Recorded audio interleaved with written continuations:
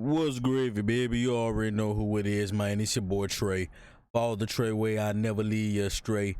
And we are here with week 3 going over what the hell happened, bro. What the hell just happened against the Seahawks and the Saints. As you can see by the score, we got absolutely blasted, absolutely destroyed, absolutely obliterated. Whatever you want to say, however you want to put it, whatever noun, adjective, whatever it is, bro, however you want to put it, what word you want to describe, that pretty much means you got your ass beat. Whichever way you want to put that, dog, that's what the hell happened to the Saints today. All right, so this is going to be a quick one. You know, I'm not even about to go in depth a lot. You know, there ain't no really positives at all about this, so I ain't even going to be trying to hype nobody up or talk nobody up or nothing like that, dog. I'm going to just let y'all know, you know, in the mix of things, you know, what I feel and what the hell is going on and why what happened, okay? So, you know, of course, you see 44-13. Let me know in the comments section, guys. When's the last time the Saints got bodied like this? Like, when was the last time we just absolutely, from start to finish, got obliterated and there was no signs of hope? Let me know, bro, because it's been a minute since we got our ass rocked like this, fam. It's been a good little minute. So, what I'm going to go over first, you know, offensive side of the ball, nothing to ride home about. Nobody really is getting any props, fam. You know, Juwan Johnson, I will say he has been consistently getting, you know, 50-plus yards every game. You know, that's one of Spencer Rattler's favorite targets, obviously. You know, Rashid has been okay. Olave's been targeted. He's actually the most targeted receiver in the league. But for some reason, he can only get 57 yards. You know what I'm saying? 10 receptions, 57 yards. He does nothing after the catch.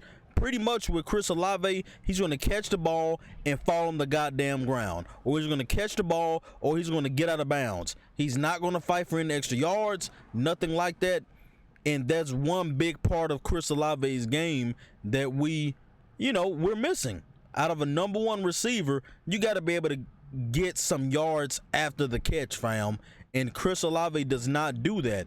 That's why you see a lot of 10 for 50, 10 for 60. If you get 10 receptions, 9 times out of 10, bro, you probably should be somewhere around the 80s, 90s to 100. All right, but that's what we're working with, bro. So receiving, whatever, fam, it's the same old. Rushing, we didn't do a goddamn thing. We're not even going to talk about it. The run game was straight terrible. Blocking terrible. It just was poop. 2 yards per carry for AK. Oh, my Lord.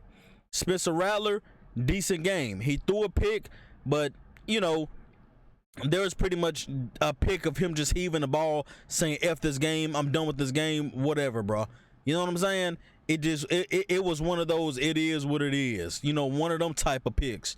You heard me? But Spencer Rattler wasn't terrible in that fact. So I'm not going to sit here and just say, hey, Spencer Rattler was bad. You know, our 2 guards were getting destroyed the whole game. Every time I look up, Cesar Ruiz is getting beat.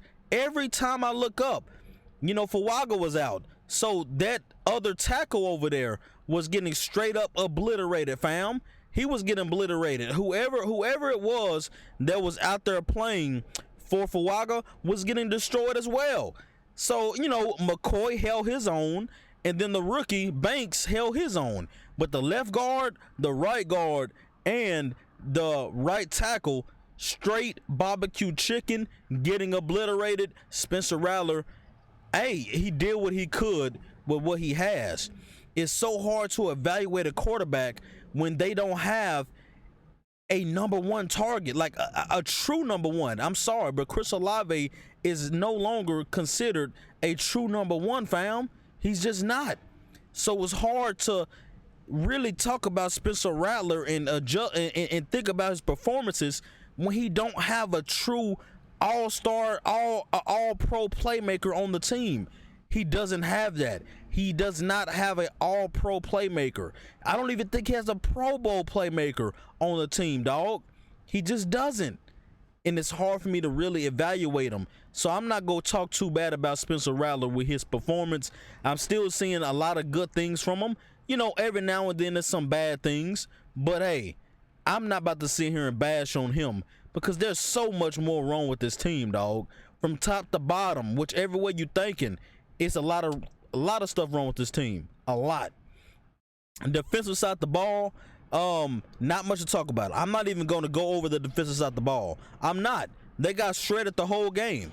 There was nothing good coming out the defense.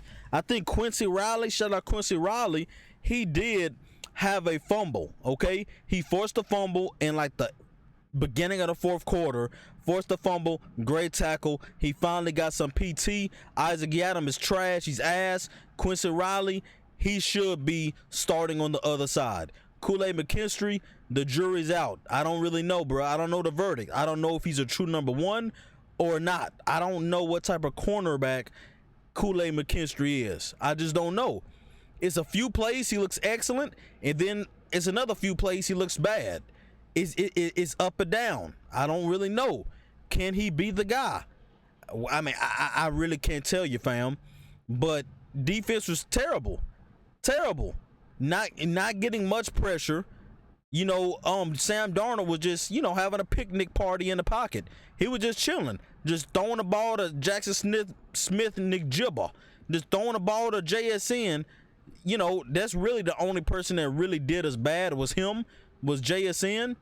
But, you know, him and Sam Darnold was just lighting us up, fam. And we wasn't getting pressure either. Once again, we was not getting pressure. You heard me? 0 goddamn sacks. As you see on the team stats here, you look at the numbers and you can look down and say, hey, you know, hey, look, the Seahawks didn't have that many more total yards. We had more total drives, yards per play a little better, you know, passing not that far of a discrepancy, rushing not that bad of a discrepancy. You know what I'm saying? But like, why y'all got beat so bad? Why, Trey? Why? You know what I'm saying? Look at the red zone. There's one reason why. 4 for 5. 4 for 5. 4 touchdowns in the red zone for them. Penalties. 11 goddamn penalties. 11 for 77 yards, fam. Yeah, they had 8 for 70, but their penalties, you know, was a little later on in the game when they didn't give a damn. I kid you not. It was one drive, guys, on offense. We had a false start. We had a holding. We had a false, bro. It was like 5 or 6 penalties in the same drive. We got 2 penalties. We ended up getting a first down out of it. But guess what? The first down got brought back from another penalty. Then we got a first down. Then guess what? Second down a penalty. Third down a penalty. Bro, it was a ridiculous drive where we literally got like 6 penalties in one drive. And that is embarrassing, guys. That is coaching. If your guys are having that many pre-snap penalties, especially in one drive, that means they're not prepared for the game. That means they're not getting enough discipline in practice. That is coaching. Kellen Moore, get the goddamn team together. We shouldn't be having 11 damn penalties. We shouldn't be having 6, 7 of those penalties in one damn quarter. The first quarter, the game was over. All because of penalties. We had 6 or 7 penalties in one damn quarter. So that pretty much had us at a loss right there. You know what I'm saying? But you want to know the number one main loss?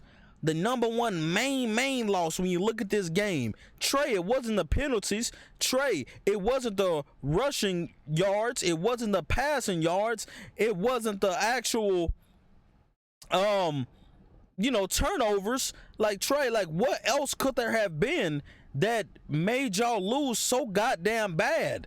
Like, what turned this game upside down that bad, Trey? You want to know what that was, guys? That was special teams, okay? That was special teams. Special teams was absolutely terrible. And that is one way that you can actually lose a game very, very fast, is if the special teams was horrible, okay? Because guess what? They had a kickoff, a punt return for a touchdown. All right. And then on top of that, they also had another punt return that went for like 50, 60 yards. And on top of that, Blake Groupie missed another goddamn field goal. And on top of that, they had a punt block. So basically, that's how it got out of hand. The first quarter, guys. So the first quarter, we pretty much went through a drive. Nothing happened. Gave them the ball. They scored. Okay, we got the ball, 3 and out. Guess what happens? We punt the ball off, punt return for a touchdown. There you go. That's 14-0. Guess what? We come back out, punt block. They score a touchdown. Bam. 21-0. First quarter, the game already goddamn over. And then they ended up in the first half getting another punt return for like 60 goddamn yards. And then they scored on that drive as well. So, guys, that's already game over. It was over that quick because of special teams. So they really missing Darren Rizzie right now. They missing the Riz Lord. Mr. Rizzie, they missing him on special teams for sure, for sure. That was straight up terrible, fam. Terrible. Terrible special teams today. That was downright filthy what special teams did. And that's how we ultimately got into a hole, guys. So coaching, special teams was the #1 reason why we lost this game. We can name a lot of other stuff, but those are the two main key important things. Coaching was so bad that we were just having so many penalties that put us in a hole. Special teams was so bad that it put us in a hole. That's how the hole started. And once you get into a hole like that, guys, your guys are not going to play with intensity. They're not going to play with force. They're going to just go out there and go through the motions. And that's basically what y'all saw the rest of the game. After we got into that 21-0 hole or 28-3 hole, once that happened, guys, it was over. They gave up. You can see it. They was dejected. As you can see, at the first quarter, what was the end? 21-0 in the first quarter. Okay? Hey, guess what, guys? At the end of the second quarter, oh my Lord, look at this. It went from 21-0 to goddamn 38-6. So in the second quarter, we kicked 2 field goals, and they went on and scored what, guys? They went on and scored about 3 more touchdowns. 3 or 4 more touchdowns on our ass. And we had 3 field goals for them. That's halftime. All right. What else happened, Trey? Let's go. End of the third quarter. 6-44. So they put up another touchdown, and we still ain't do a damn thing. Oh, end of the game, 44-13 once again. We end up putting up 1 trash touchdown at the end with a throw by Spencer Rattler. So, yeah, it went from bad to worse to God, good God Almighty, this is some ass, get the game over with. That's where it went, guys. That's where it went. Only good thing out this game, shout out Cam Jordan, 229 games in his career. He has set a franchise record for the New Orleans Saints, past Drew Brees for the most games played ever as a Saint. So shout out Cam Jordan. Hey, always shout out to Cam Jordan. That's the only positive thing that happened in this game, fellas. That's it. That's the only positive thing. Quincy Riley, hey, good fumble that you got. Cam Jordan, congratulations on 229 career games. And that's all I got for y'all, bro. That's the only positive thing that happened. That's it. That's the only 2 things I got for you. All the other things I really don't give a damn about, or it's just not worth mentioning. And that's it, guys. That's all I got for y'all today. I just had to get a rant off. I ain't going over no stats. I ain't going over no analytics. I ain't going over none of that. It's just straight up how ass the Saints was and why they were so ass and what the hell is going on. That's what I got. They got the Bills next, so good God, it might be 60-17. It might be something like that we end up seeing, y'all. But knowing the Saints, guess what's going to happen? They're going to come out, they're going to be trying hard as hell, they're going to have it a close game, and they're going to end up losing at the end. Watch what happen. Watch. I can almost guarantee y'all they won't get blown out. They're going to come out because they got embarrassed. They're going to come out, they're going to try their very hardest to keep the game close, and then eventually the Bills are going to pretty much pull away. Come the third or fourth quarter, the Bills will pull away. That's most likely what's going to happen, guys. Unless Josh Allen get hurt or something, that's probably what's going to happen. So get ready for another long game, another long week of New Orleans Saints football. That's all I got for y'all pretty much, man. Appreciate all y'all for stopping through. Let me know what y'all think about this terrible, abysmal performance by y'all New Orleans Saints. Like, what do y'all think? Was I spot on with the reasons why we lost? Is there anything else that I missed out on? Let your boy know down low. Appreciate y'all for stopping through once again. Till next time, all y'all boys stay blessed. Be easy. Stay breezy, man. And of course, who that?